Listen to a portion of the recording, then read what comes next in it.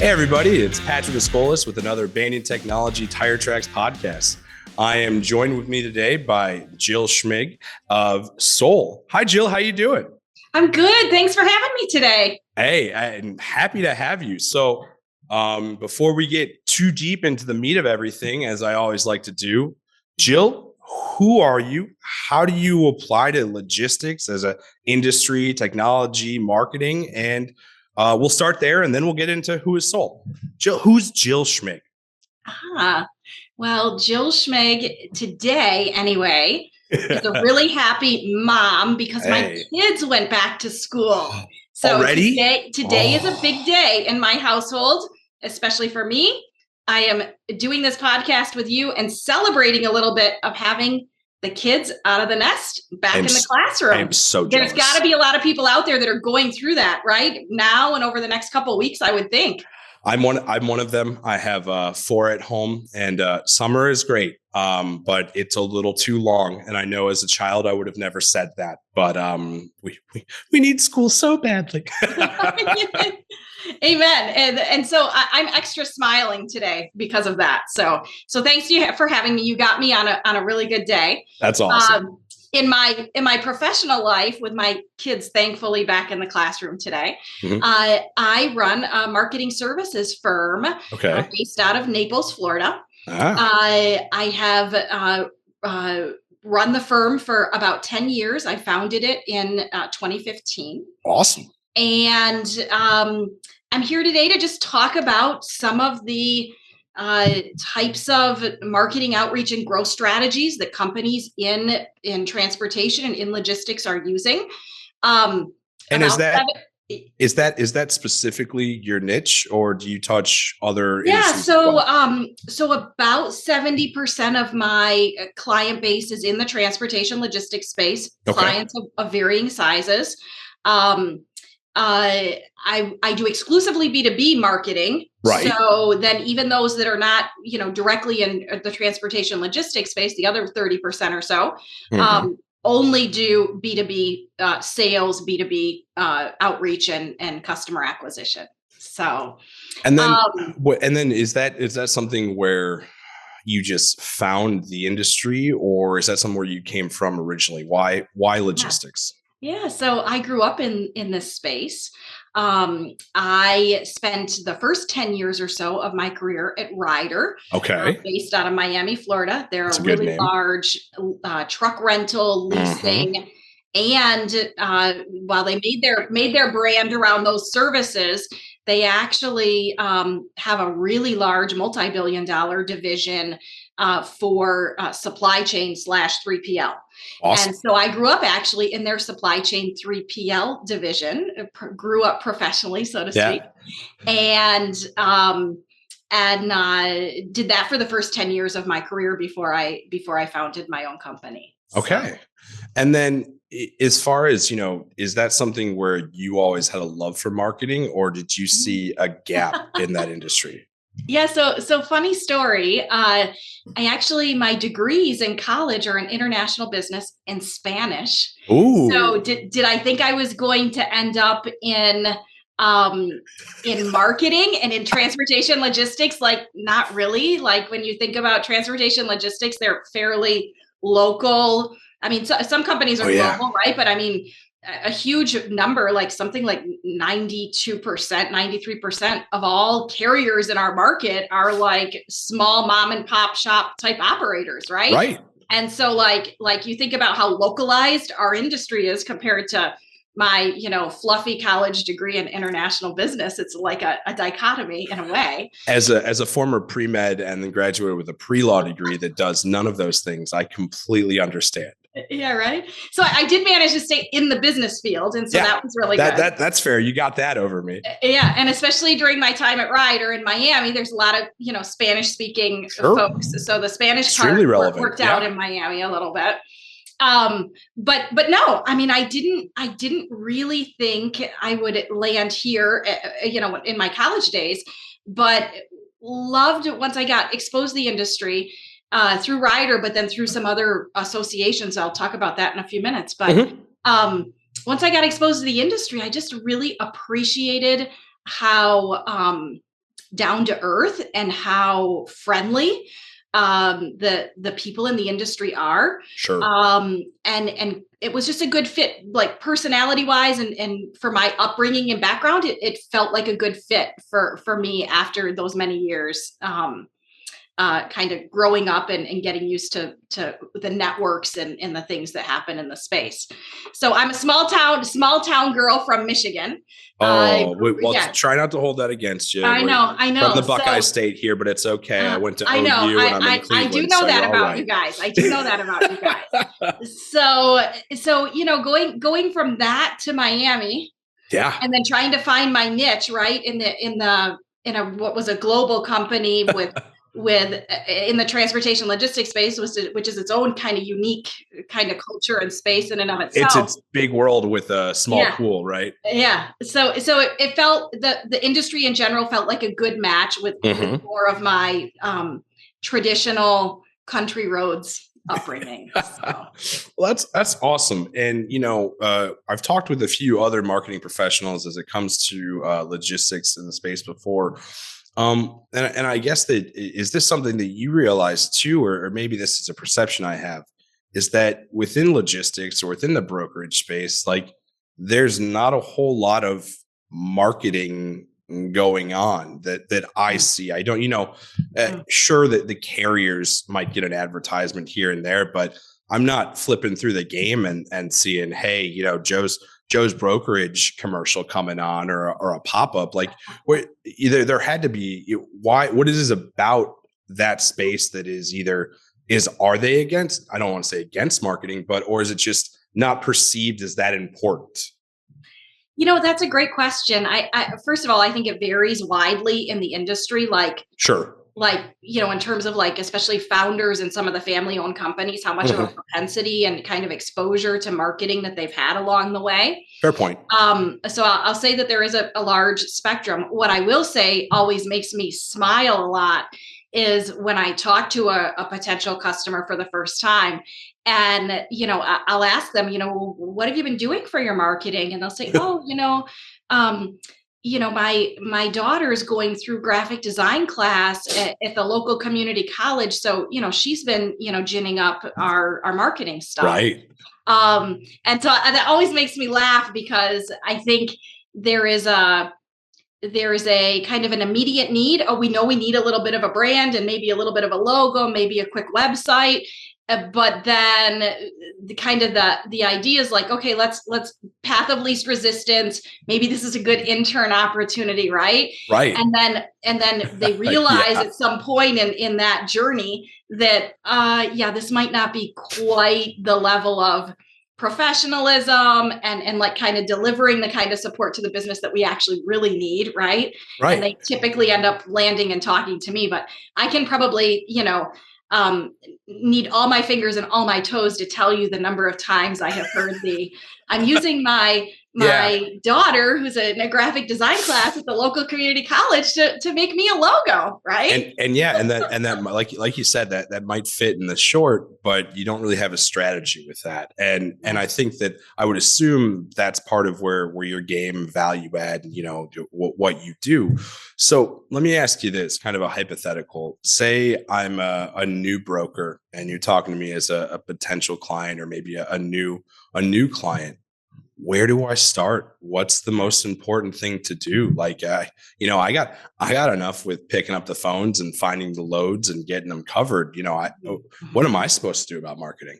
Yeah. So that's a $1 million question for a person that probably doesn't have $1 million to spend on marketing, right? Yeah, exactly. So I think that there's varying levels of how new you are. Okay. Right. So let's start with somebody that's newish in the industry. Sure. You built a little bit of a customer base, right? Mm-hmm. So, and maybe you're more than just a one person show. You've actually moved into, having maybe a few other agents, maybe some administrative staff, let's say 8 to 12 people on the team, more or less. Perfect. Let's take that size of a company first, and then we'll go back to the new. Like I'm trying to go out on my own, and I need to do some stuff. Okay. No, let's that sounds good. That you've been in operation for about a year or so. You got maybe 10 to 12 folks on the staff. Okay. So let's start there. What I recommend that a firm that kind of meets that kind of a profile do is take a few minutes and really do some critical thinking around who are your current customers and how do they profile out? What's the same about them? And typically when you figure out what's the same about them, you start to be able to answer the question about why they're using you, or how you're different as a broker that's really appealing to these commonalities that say 6 or 8 or 10 of your customers have. Okay. Now are you looking for something like industry, or, just off the being the smart aleck I am, I'm going to say, well, they give me money and they have shipments they need moved. What kind of details are they looking like? Think like specialization. Okay. So you're right. Industry can be a specialization. Commodity, right? The type of commodity that you're moving could be a specialization. Mode can be a specialization. Okay. So when I say mode, sometimes that actually translates into the kinds of carriers that you have relationships with that are loyal and dependable in your network. It could be any of those things. It could be geographical. Right. That makes sense. It could be, my brokerage is located near this particular inland port or this particular, major railway center. And we're able to do certain kinds of transportation tied in with that geographical local presence in a certain market. Okay? That makes sense. So it could be some combination of all of those things. It could be you have most of your customers by size. Maybe you're really good at serving a really certain size kind of company in a certain industry with a certain service. Okay. So we've got those things in common. So think about JB Hunt on a big scale. Okay. I like to use this example because I think it's fairly well known in the industry. Think of JB Hunt on a big scale. They're kind of like credited with being the inventor of this whole term around final mile, right? Back in the day, this goes back. Now, when you think about, everybody uses final mile nowadays, right? But when they first invented it, that kind of started tagging that term on so many things. Well, what did it really mean? Well, it meant like this last leg with kind of a white glove delivery, typically tied in with like a full truckload or some kind of partial truckload delivery that they were making. And so again, that goes back a long time, right? Probably 15 years, but it's a good, easy to understand example. There are certain kinds of products and certain kinds of companies that final mile is absolutely a critical service and JB Hunt carved a niche in that market, right? Now they're a big player. I get that, but the same concept applies to some of a smaller type brokerage firm, a dozen employees. What are those things that you're good at, that you have commonalities with your current customers with? If you can nail down those things and then go and find more customers like them. Okay. Yeah. And then what is that all it is? I'm just finding the things in common, defining my differentiator, and then going after, my, what do we call it? The ideal customer profile, that ICP, or I assume you got to put a spin on it, or, the logo or the story, because I've talked to people before, and it's about storytelling, right? A lot of marketing is, how do I decide how to tell that story? Is it just, me with an axe and a big blue ox and, I'm as big as a myth, or what? How does that go? How do you decide what that looks like? Yeah. So, kind of audience first, right? The most basic rule of marketing is know your audience, right? So that's kind of where you understand your audience, you understand what your differentiators and specializations are that are important to that audience. Right. And then you got to wrap your brand around that. You have got to think about, how are you going to fundamentally present yourself. When you talk about brand, now you're talking about the intangibles, right? A little bit more about what do you stand for, right? So are you the flashy, fast, kind of trendsetter in the marketplace? Is that going to be what you represent and put forward? You can imagine, lots of fast or graphics looking like they're fast moving and that kind of thing appended to that kind of an image.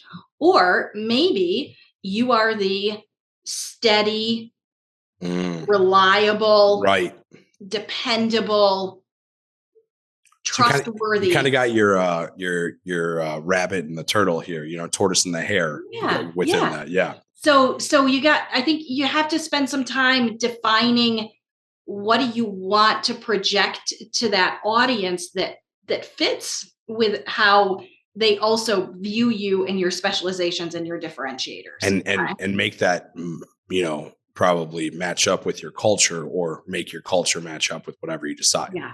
Yeah. Okay. And then you got to start to really, and I brand can be hard in this industry to kind of understand because it can feel very intangible. There's a lot of reputation wrapped up in companies' brands, right? And so I like to get very, very specific with some priorities in terms of what to do with that brand once you have figured out what it's going to be. Okay. And that is start with some very specific things. One is your website. Sure. Is your brand well projected on your website? And are your messages on your website consistent with your brand? Fair. And consistent with the specialization and differentiators that matter the most to the customers you're trying to acquire. That makes sense. Okay. Seems pretty straightforward, but yeah, I can see where that could be overlooked at times. Yeah. Okay. Second thing, and this is where I see companies start to really, they'll project the right brand in one place, but then what they need to understand is that customers do more than just come to your website. They see you in a lot of other places, right? And so is your brand consistent in the other places where customers are going to see you? Okay. So second place that I recommend you really sharpen up your brand, make sure it matches and is consistent with the work you've done on your website, is whatever social media platforms you've decided to be in. Big one in this industry is LinkedIn from a professional networking standpoint, but increasingly we see more going on Instagram, Facebook, TikTok. I don't think you have to do all of them. Pick one that you're going to have a presence in that you think is going to be your primary place to acquire customers. And you want to make sure your customers are there. That's the medium. Make sure your customers are there, and then make sure you are projecting that brand consistency that you had on your website into those social media channels. Okay. Last one. This is going to sound crazy. I already like it. I think people don't think about this anymore, but I think it's actually very important. All right. For brokers in particular, is your brand projected into your V card, which is the electronic version of a business card. Ah, okay. Okay. Gotcha. So a lot of people, they leave their email signature, their business card, and increasingly V card. Think I scanned it with a QR code to be able to add you to my phone Rolodex, right? Exactly. Are those basic ways that people are going to find your contact information and get in touch with you? Well branded. Okay. Simple, right? Three things. Three things. So, and you have that, and it all sounds like we're working backwards a lot from that ideal customer. Now we're going to work backwards, and we're going to identify, what our brand is. Then we're going to make sure our brand's kind of across the board, like you said, at the website, social media, and on the signature V card, business card.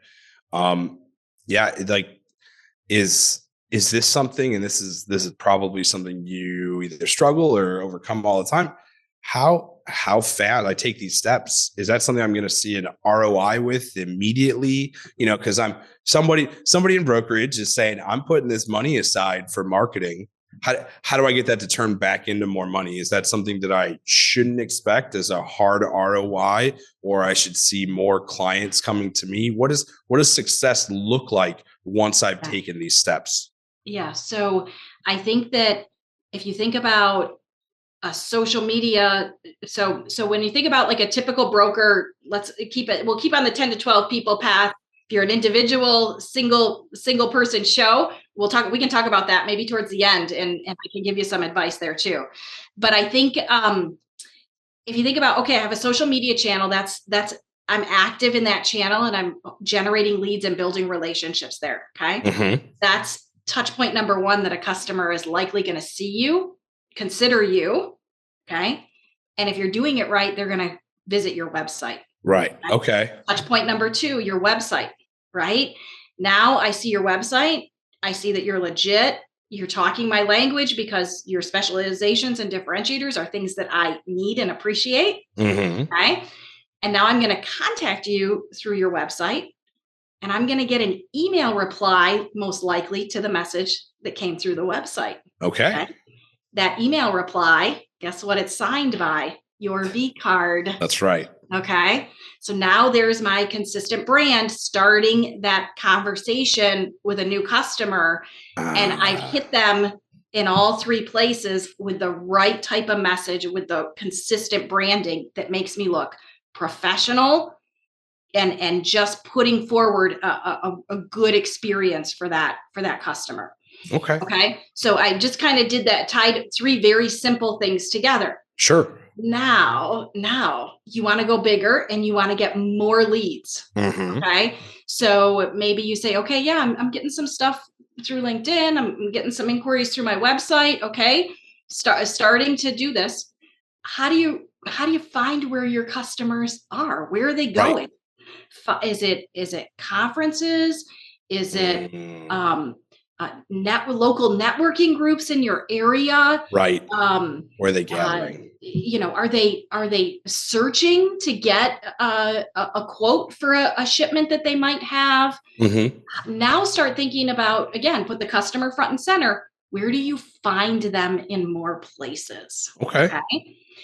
I recommend you take it, because this can get very involved, and it can also become a lot of work. Before you know it, you're doing a full-time job doing marketing. You no longer talking to customers, right? Yeah, exactly. But I recommend choosing one additional channel at a time. Okay. For a company of this size. Okay. Got you. Maybe you say, I have an amazing Rolodex. I have so many people in my Rolodex, I can't even get a courtesy call out to all of them. Say one courtesy call a month. Right. Okay?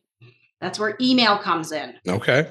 Okay. So maybe your one channel is email marketing. Okay. Sure.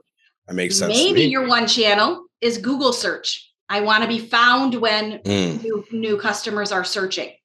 So slowly add one channel at a time and start doing those well, brand them well, create a cadence, and only add one channel at a time and to expand. So before you know it, if you say, okay, I'm going to add one channel every 6 months, after 2 years, you now have 5 channels. You have your original social channel that you set up. And then every 6 months, you're adding a channel. Now you have 5 channels. Guess what? One last comment. This is really important, I think, especially for brokers. A customer will engage with you on average 6 to 9 times before you ever find out who they are. Really? Okay. So think they did a Google search. They saw me on LinkedIn. They hit my website, but maybe didn't submit the form, right? They might have got an auto response email from me. They liked one of my social posts again a month later. On average, 6 to 9 times someone will see you before they're willing to have that first conversation. So channels become very important, right? How am I going to be available for them to see and engage with? I call this the marketing ecosystem. Okay. Engage and be seen that 6 to 9 times before I'm going to hear from that person. And that makes sense why you got to make sure that your marketing and messaging is on point, because as they go through the different channels, they want to see the consistency in that each way. But I wonder, is the 6 to 9 times, is that something that's kind of always been about, or has technology made it so we have a more, I don't want to say intelligent consumer, but a more research happy consumer with more tools at their disposal? 100% much Okay. more research happy. And in fact, what data shows is that people will disqualify you Mm. if you aren't relevant to them in those 6 to 9 touch points pretty quickly. So before you even know that you've got someone on the hook, it might go the other way if you're not hitting the right Yeah. spots. Okay. Which funny enough brings us back to the specializations and differentiators. Are you Right. talking about the things that matter To your to the customers. kinds of customers you're trying to acquire? Because if you haven't defined that and you're just saying either talking all about yourself or Mhm. trying to be everything to everybody, people are going to look at you and say, oh, they didn't have anything relevant to say that clicked with me, and so not interested, not someone for me, right? not Right. not a good fit for me. That relevancy of understanding your audience, having specialization differentiators to Mhm. make sure that you're relevant when they do see you is critical. And speaking of critical, and through a lot of these channels, we're talking about different technology pieces. I mean, email has been around for a while, Google a good amount too, but some of these social media platforms are new. How does technology affect, how you go about with marketing with things like AI and Chat GPT out there? Are those tools that, anybody should be grabbing at, or are there, I mean, how do you feel about that as you're talking to your clients, kind of putting a plan and a strategy in place? Yeah, it's interesting you bring up like AI, Chat GPT. Some folks out there maybe are using intent based Okay. tools Yep. like a Zoom Info's intent service. Familiar with that. Um, Yep. Sixth Sense is kind of, Mhm. the leader in this space. They work Sure. more at what I would say B2C, more in the consumer realm. Mhm. Um, but it's this idea that there's you can call them like a monitoring service that is Okay. keeping track of what people are searching on, what people are Mm. doing. Zoom Info is kind of an up and coming platform. Apollo, some of you may have heard of Yeah, Apollo. I mentioned absolutely. Sixth Sense a few minutes ago, Mhm. kind of the leader in kind of more the consumer space. But what intent based tools do is they monitor digital behaviors that are going on online.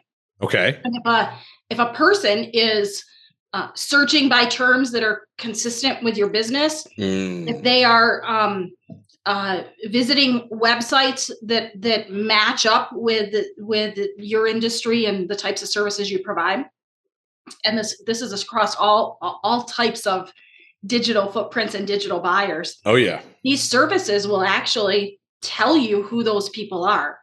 So in a way, it's basically marrying up what people are doing with who you want to talk to, telling you that they're consistent with who you want to talk to, and then passing you that person's information.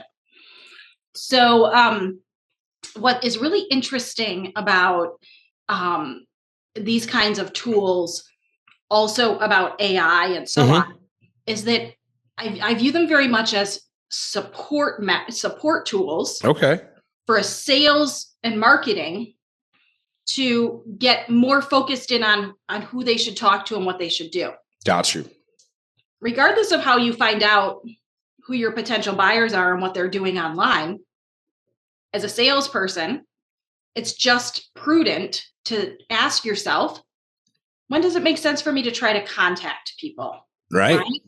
And I need to be a little bit sensitive to the fact that I could be creepy by contacting a person who doesn't know me, has never heard of my company, and has has no idea that I know that they're looking to make a shipment for XYZ type of freight. Sure. Sure. Okay? You don't want to give them the big brother spiel, right Yeah. away. So I think the nature of what the tools provide is great insight, but what you do with that insight and how aggressive you may behave, you could really be shooting yourself in the foot in Okay. terms of a person legitimately saying to you, how did you get my name?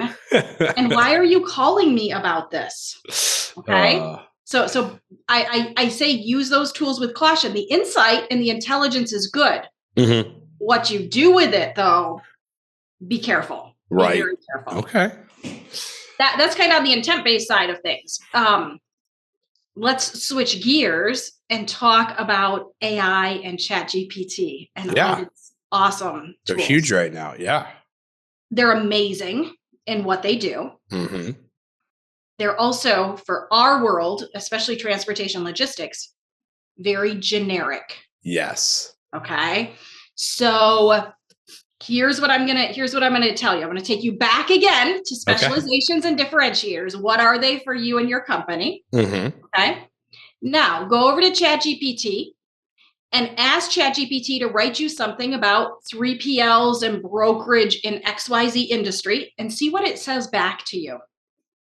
Now take what it spit out to you, which I can promise you, because I've done the experiment enough times now, what it spits out to you will be non-differentiated. Right. It could be the website of any broker or 3PL in the whole industry could have written what it gives back to you. Now take your specializations and differentiators, which you had ready over here. Correct. And blend it with what you got out of the ChatGPT. Okay. So it's a good starting point. Mm-hmm. It's like I said, a good support tool, but should not be used lock, stock, and barrel to substitute from just doing good marketing. Now, you say that as a good substitute and, don't want to do that. Is that something, a new broker or someone on a time crunch would want to utilize, or are there different steps that you would take? I would assume identifying that ideal customer and working backwards from that is always the first step. But let's say, I'm just getting into business. I am that brand new broker, like we talked about before. What should I be doing? Should I be going and doing just what you said on ChatGPT to get started, or is there some other path I should be going down? So I think if you're newer in the space and or you're a 10 to 12 person company, mm-hmm. I think it's really important to level set and think about, what am I trying to get to? What is my objective? Okay. And then how do I use this tool to help me fulfill my objective? Okay. Sure. Let me give you an example. So you mm-hmm. have your specializations and differentiators. You now say, okay, I want a website that is going to produce a lot of leads and a lot of quotes. Okay.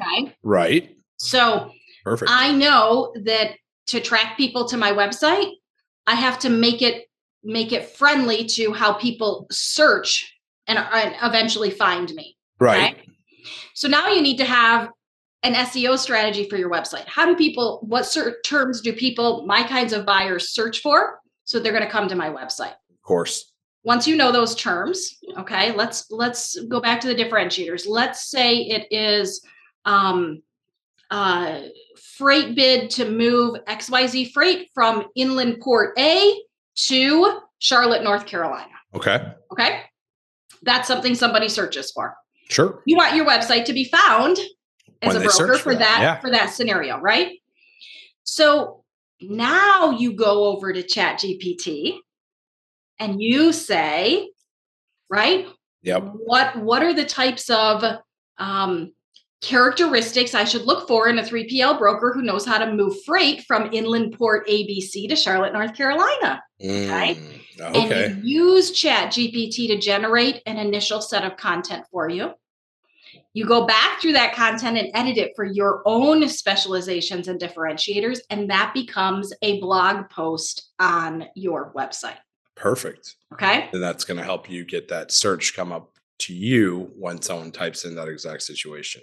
Exactly. But in the absence of your objective, which is attract more traffic to my website to mm-hmm. get more leads coming into me, in the absence of that objective, you're be goofing around with ChatGPT and have no idea what you're doing with the output, right? No, it's a much better surgical approach than kind of the shotgun that you could find yourself in and go in a bunch of different directions and not getting the traction that you truly need. So that makes a lot of sense. especially working back from, this is what I do. This is what I do well, or this is what I'd like to do even. All right, let's focus on people who'd go for that. Let's stop there for a second. I want to back up to objectives, because I think this is actually really important for brokers. Please. A lot of brokers have like, I just want to get customers in the door and I want to generate leads, right? Yeah. And I get that. And I just gave you a really good scenario on one technique to use your website with an SEO strategy with ChatGPT to get some of that work done. Okay? Absolutely. Let's do another objective though. Okay. One of the things I think sometimes brokers overlook or they don't capitalize on enough is they don't really think about repeat customers. How do I get them coming back? Right. They're very transactional. So it's like, okay, I got that customer in the door. I got the tender. Boom, I'm good, right? And in theory, it should be cheaper to go after the repeat customers from a marketing standpoint. It is. And data, well-researched data for many, many decades has pointed to it's much less expensive to keep a customer than it is to acquire a new one. Okay. Like 5x. I mean, it's a big number, right? Yeah. So you might say, I know I want to get a lot of leads in the door, and I understand what my strategy is going to be to go do that, and that what my objective is in terms of number of customers new that I want to get in the door. But I also have an objective where I want to have repeat customers coming back. Okay, I want to. It's not just a one and done shipment. If they have that kind of a shipment, every other month or every I want them to consider me for everything they got. I want them to look at me for that every single time. Yep. Right? That is a different objective and a different strategy. Okay. In terms of what you're going to do. Okay. You probably need to have some kind of consistent approach to keeping in front of that customer and continuing to nurture the relationship over time. So when that next shipment is coming down the pike, you're top of mind and they know that they can use you, right? That is probably more of an email marketing or newsletter kind of approach. So you say, okay, I want customers to keep coming back. I'm going to share with them, like you guys do with your podcast series, funny enough. All right. Yep. I'm going to share educational content with them, help them continue to be successful in their positions, give them tips and tricks on how to get the best quote through the best process. And I'm going to continue to keep in touch with them and nurture them until that next shipment comes along. Okay. Makes a lot of sense to me. Now you're going to ChatGPT and you're asking ChatGPT to help you write that newsletter or write that email marketing message. Yeah. Very different, right? Having your objective in mind before you go and start, trying to use some of these tools is so important. Yeah. That's a great point there, that a lot of these tools, and this is another theme that I've gotten from some of the other people I've talked to, is it's great to have the data. It's great to have these tools, but how you use it differentiates the good from the great, and how to really be, effective with all of the tools and data and opportunities at your fingertips. So we talked a little bit about, what you would talk to that kind of 12 to 18 brokerage getting into it, what a time crunch or new brokerage would do to get effective kind of SEO results while utilizing, some ChatGPT. What within that, and that's kind of where we're at now, I always like to look forward a bit. Where is the market or technology within this space, within marketing, for the industry going? Is there going to be any great big changes? We're going to have a hologram transformer be my mascot talking to my customers. I mean, that's kind of absurd. But yeah, I'd love to, is Optimus Prime going to be the new, little AI bot that comes in and says, hey, I hear you got a shipment. What do you think the future looks like? Whether that's, a year down the road or 5 years, or do you not know? Yeah. So it's hard to predict the future, right? If anybody asked don't worry, you, we won't put it. If anybody asked you March 1st, 2020, right? What's going to happen to the world, right, in the next year? We would have all been wrong. We would have all been totally wrong, right? Absolutely. Anybody who is in the brokerage world, which we're talking about today, right? Anybody that's in the brokerage world that plays in the spot market pre-COVID and played in the spot market post-COVID, you know what I'm talking about, okay? Yep. Very unpredictable. you can have a really amazing couple of weeks and then a really quiet couple of months, or a really amazing year and then a really quiet couple of years. Yeah. Okay. So what I'm going to say next is not intended to be offensive to anybody, but I'm going to say it because every person that is listening to this is going to relate with what I'm saying. The spot market can be brutal. And so when times are good, you need to really double down, invest, save, and prepare for when times will be bad, because they will come. Okay. Yep. We see what happens to people that don't have that strategy. We have rapid entry of new brokers and new players in the market when times are good, looking to make a fast buck. And then when times go bad, guess what? They go out of business. And I, again, not saying that to be offensive to anybody, but that is how the spot market works in this industry. Okay. Yeah, I think it's a great call out. What is important to recognize in that environment is, as you are standing up your company, how are you doing things that are customer centric and sustainable for the long term? Okay. That has to do with financial management, but it also has to do with leveraging the diversity of technology and talent that is in the marketplace so that you don't get left behind. Okay. I can promise you that the brokers that were just sitting with a phone and a Rolodex 10 years ago, most of them are no longer in business. Right? Why? Not because they didn't change, but because their buyers changed, and their buyers wanted to be able to self-serve to quoting systems. Thus the birth of load boards. An adapt or die type culture. Right. Yep. So it's really important to say, okay, I see that how the next generation of buyers, how they're going to want to engage is not just with a phone call and a handshake or the swing of a golf club. They want that, but they also want to be able to self-serve to a quick quote and tender that load and never have to talk to me again if they're on their way out the door to take their kids to their first day of school. No, that's the truth. No, that's a great call. That's a great point. And so I cannot impress enough. It's important to recognize that your buyers are changing, what they want and how they want to have the things that they need at the tips of their fingers in whatever way that they want them. And yes, a lot of that has to do with technology and self-service technology in particular. You've got to adapt to that. And your Rolodex is valuable, but only to the extent that you behave with the people in your Rolodex the way that they want to have that experience and the way that they want to get quotes and book tenders. That is a very, very important point you make there.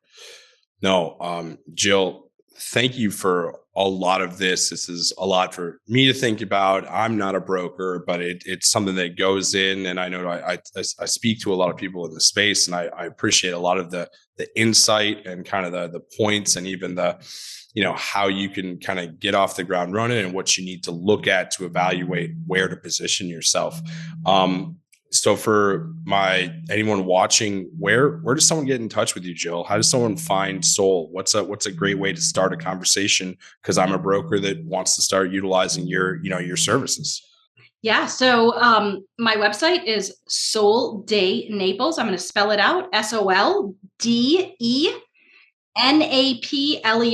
soldenaples.com. If you probably can see my name on the screen right about now. If you just Google search my name, you'll also find my website popping up. I do want to give one last shout out to an industry entity that has been a significant part of my career, and that is the Transportation Marketing and Sales Association. Haven't had a chance to mention them until now, but if you are a new broker or an established broker, you have a team of salespeople and marketers. This is the only industry association of its kind that can help you specifically with sales and marketing. I do a lot of educational delivery, like this podcast through TMSA, helping brokers and carriers alike succeed in sales and marketing. And so beyond my own website, and certainly you can go there, but you can find a whole lot more resources about the things that I talked about at tmsatoday.org. tmsatoday.org. That's awesome. Jill, thank you so much. For everybody watching, this has been Jill Schmieg with Sol, also representing TMSA. Find her and work backwards from who your ideal customers are and get services like hers, or just get started. Start telling the story, start getting your stuff out there so you can really identify what your brand needs to be. And as it sounds like, be consistent, and they're looking for you already. So make sure they've got something to find there. Jill, thank you so much for the time today. I appreciate you and all you had to say. And for anyone watching, this has been another episode of Banyan's Tire Tracks. Like, comment, subscribe. Jill, thank you so much again for your time. Thanks for having me. Good luck to Banyan during the rest of the year, and take care, everybody. Thanks for listening. Hey, appreciate you so much, and enjoy the rest of the day without kids in the house. And I am still looking forward to it right now and can't wait to join you there. Awesome. All right. See you later. Thank you. Bye, Jill.